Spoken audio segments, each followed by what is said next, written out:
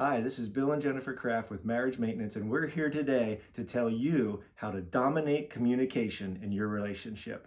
Wait, what?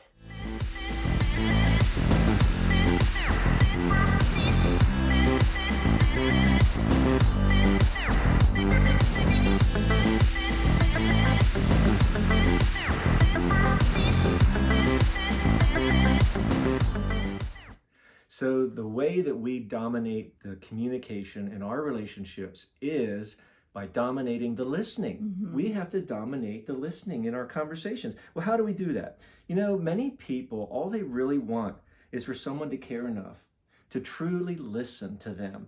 And we want to listen with the purpose of understanding. Let's go to the scriptures. Good. James 1:19.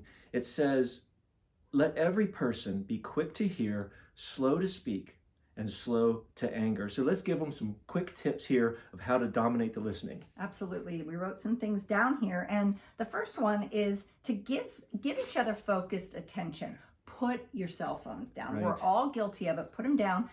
Make an appointment with each other. We make appointments for things that are important to us. So make a communication appointment where you're intentionally checking in with one another. That's right. Look each other in the eyes. Hold hands. Be knee to knee, face to face. Yeah. This physical contact gives an indication that, hey, I'm all engaged. I'm all in.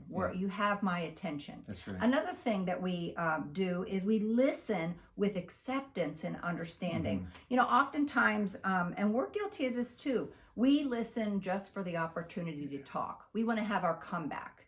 And that's not the way to dominate the listening. No, not at all. We need to listen with the purpose of understanding. Proverbs 24:3 says that by wisdom a house is built, and by understanding it is established. So we need to be intentional about communicating and listening with the purpose of understanding. So true. And also another thing, to ask clarifying questions during the conversation, just to make sure that they understand that you're really listening. A summary statement like, are you telling me that, fill in the blank, or can you tell me more about what you meant when you said such and such? That's good. Another way is to just focus on what's being said, not necessarily how it's being said, although we have to be careful how we say things. Right. But if we just listen to what's being said, oftentimes a heated discussion isn't about what's being talked about at that particular moment. Sometimes there's a deeper rooted issue, and maybe the latest frustration that kind of came up